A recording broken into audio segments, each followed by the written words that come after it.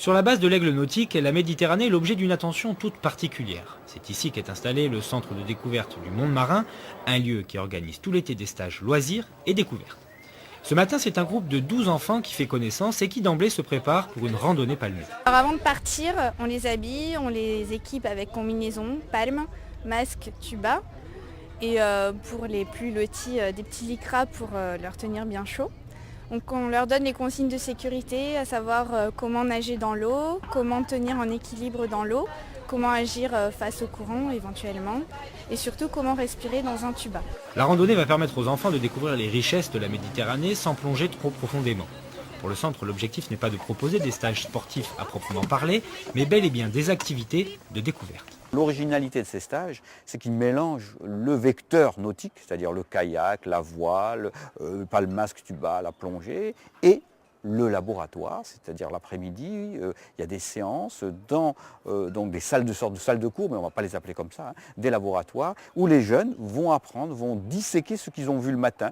Par exemple en voile, hein, ils vont découvrir d'où vient le vent, comment se forment les anticyclones, alors que le matin, ils l'ont subi, ils l'ont vécu. Quand ils vont partir en kayak, ils vont faire ce qu'on appelle une lecture du littoral. Ils vont prendre des photos donc, le matin de ce littoral. Vous savez qu'il y a 3 regards. Hein. L'ancien disait qu'il y a le regard du mort, hein, il a disparu, le regard du vivant et le regard du marin.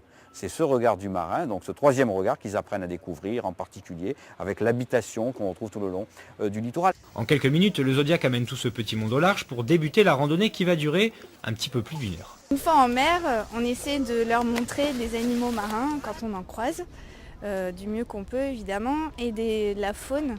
Donc ça peut être des poissons, ça peut être des étoiles de mer, des oursins. Et ce qu'ils m'ont dit en rentrant, c'est ah, j'ai adoré voir l'étoile de mer et pouvoir la toucher. Je ne pensais pas que c'était aussi dur. Donc ils ont adoré pouvoir toucher un animal en réalité et pouvoir le comparer avec ce qu'ils en avaient de souvenirs visuels. Sous l'eau, c'est un nouveau monde que découvrent les enfants. Et il faut avouer que l'effet est garanti, en tout cas pour ceux qui n'ont pas eu froid. J'ai pas vu beaucoup de choses. J'ai vu un poulpe avec une étoile de mer, des oursins, plein d'oursins, et un banc de poissons. Et j'ai vu plein de poissons. Créé en 1991, le Centre de découverte du monde marin a fait des stages à portée pédagogique une vraie spécialité. La plongée, le kayak ou encore la voile sont quelques-unes de ces activités qui permettent aux enfants d'aller vers le domaine scientifique. On a été le premier à mélanger ce que j'ai appelé, c'est pour ça que je n'ai pas voulu appeler une activité sportive, un vecteur, c'est-à-dire le kayak ou la voile, avec la découverte de l'environnement marin. On se sert en fait un petit peu du moyen kayak.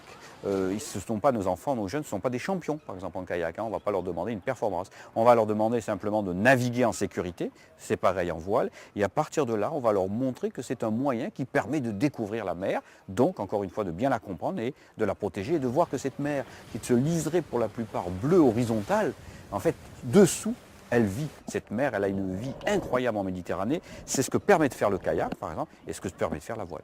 Avec la randonnée palmée du jour, les enfants ont pu s'apercevoir que la vie sous-marine peut être déjà très dense à moins de 2 mètres de profondeur. Encadré par Céline et Delphine, le groupe a aussi découvert ce matin le thème qui guidera leur semaine au centre, les couleurs méditerranéennes. Le but est que chaque stage parle d'un thème en particulier. Un thème la plupart du temps choisi par nous les animateurs, mais souvent tâté au préalable pour savoir ce que les enfants voulaient.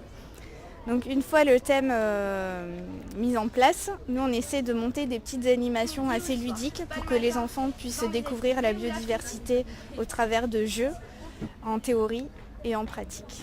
Ces petites animations, ces ateliers, c'est le programme qui attend les enfants après la pause déjeuner, qui ne débutera qu'une fois le matériel rincé et bien rangé. Après la randonnée palmée du matin, il est l'heure pour les enfants du groupe Couleurs Méditerranéennes de faire fonctionner leur méninge. L'après-midi débute par des petits jeux de présentation pour apprendre à se connaître et par la découverte des règles de vie du centre. Après une petite demi-heure, le travail peut enfin commencer. Au-delà de l'approche sportive, on est effectivement sur une approche aussi de découverte de l'environnement. Donc ce qu'on a fait ce matin, c'était de mettre la tête dans l'eau, d'aller voir un petit peu ce qu'il y avait sous cette surface. Et cet après-midi, en début de séance, on a repris un petit peu les animaux et les végétaux que les enfants ont pu observer ce matin dans l'eau. On a fait un retour à l'aide de photos qu'on a fait directement ce matin dans le milieu et puis des photos qu'on complète dans notre photothèque. Donc ça permet toute la semaine d'avoir un fil rouge et de les motiver à aller observer d'autres animaux chaque jour. Pour que la séance soit efficace, il faut évidemment avoir au préalable découvert dans le milieu naturel le maximum d'espèces possibles. En un peu plus d'1 heure de balade, en petite profondeur, la moisson est déjà très impressionnante. On est déjà tombé sur un poulpe caché dans un rocher. Ensuite, on a observé étoiles de mer, oursins, très classiques. Et puis, en continuant la randonnée palmée, on est tombé sur des labres vert fluo qu'on ne voit pas forcément à chaque randonnée palmée. On avait aussi pas mal en ce moment d'essaims de poissons, de bancs de poissons, d'alevins, donc petits poissons juvéniles. Et toujours les blénies, les rascasses, etc. Les photos permettent aux animatrices de sensibiliser les enfants aux gestes éco-citoyens et aux comportements à adopter en mer, un leitmotiv pour le centre.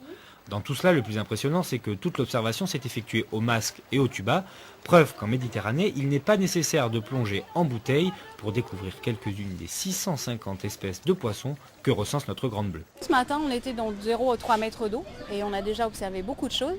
Et on axe la sortie là-dessus, c'est de leur dire il n'y a pas besoin de descendre à 12-20 mètres. Vous pouvez déjà, dans 3 mètres d'eau, observer une multitude de choses. Il faut simplement prendre le temps et ouvrir les yeux. Et là, on découvre des choses fabuleuses. Le centre de découverte du monde marin est doté de plusieurs salles comme celle-ci que l'on appelle des laboratoires. Au moment de la construction de la base nautique, c'est Richard Chemla lui-même qui a insisté pour que soient prévus dans les plans ces espaces dédiés à la réflexion et aux activités de groupe. Sur cette base nautique, au départ, il faut comprendre que maintenant cette base date de 2006, récente, donc c'est un formidable outil que nous est offert par la municipalité niçoise et elle nous permet bien entendu donc, de sortir, on est sur le ponton ici, de sortir en mer, mais surtout ce qu'elle nous permet aussi, c'est d'avoir des salles de course qui à l'époque étaient originales, encore une fois, des salles de course qui permettent de travailler, donc vraiment du laboratoire sur le littoral méditerranéen. Et encore mieux, bien sûr, puisque cette base est ouverte toute l'année. L'hiver, lorsque les conditions atmosphériques sont mauvaises, eh bien, elles permettent, par exemple, aux scolaires qui viennent régulièrement de ne pas rater en fait leur journée et de rester alors à ce moment-là. Donc, c'est le laboratoire qui prime quand la mer est mauvaise. Après l'analyse photo, c'est une autre activité qui prend le relais. Les enfants sont invités à exprimer leur créativité au travers d'un atelier mosaïque. Alors l'intérêt, c'est que on apporte un aspect artistique dans cette vision sous-marine et ça permet à des enfants qui vont pas forcément accrocher à que la connaissance de s'exprimer aussi ailleurs. Et puis pour nous, l'approche artistique nous permet d'aborder plein de notions. Quand ils vont représenter l'animal, on va pouvoir travailler sur quelle forme a l'animal, comment on va positionner la mosaïque pour lui donner vraiment sa forme. Donc un dauphin, il a déjà une forme particulière, comment on peut redonner cette forme avec la mosaïque.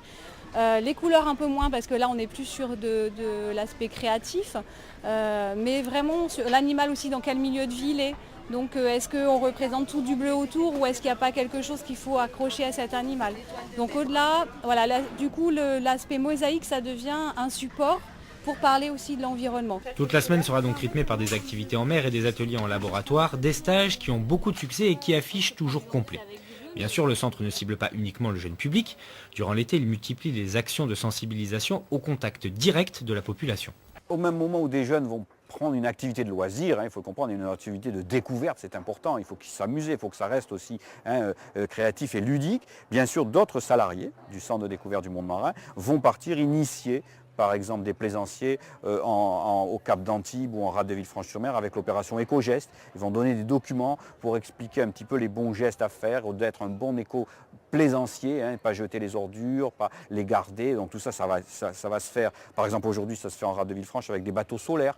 Une société nous prête donc des bateaux solaires pour montrer là aussi l'impact important donc sur l'environnement. On va avoir aussi un bus qui s'appelle Bibliomère, un petit véhicule qui va se promener sur toutes les côtes, sur toutes les villes de la côte d'Azur pour montrer un petit peu les beautés à travers des livres, les beautés du monde sous-marin méditerranéen et qui va aller à la rencontre des plaisanciers, à la rencontre aussi des baigneurs, des nageurs, des vacanciers qui vont découvrir en fait ce qu'ils n'ont pas vu peut-être sous l'eau en sortant et ça va leur donner envie le lendemain d'aller voir un petit peu donc tous ces poissons, encore une fois, qui sont de 0 à 5 mètres. On ne va pas leur montrer des poissons de grande profondeur. On va leur montrer où ce qui est fixé, les algues, la faune, la flore, de 0 à 5 mètres. Et de 0 à 5 mètres, c'est là où le soleil donc fait éclater la vie l'été. Ultime étape de nos pérégrinations autour de la Méditerranée et de la vie qu'elle crée à Nice, le centre de découverte du monde marin nous permet d'apprivoiser un peu mieux cette mer qui caractérise notre environnement. Reste maintenant à bien la respecter pour que la vie soit toujours plus agréable, les pieds dans l'eau.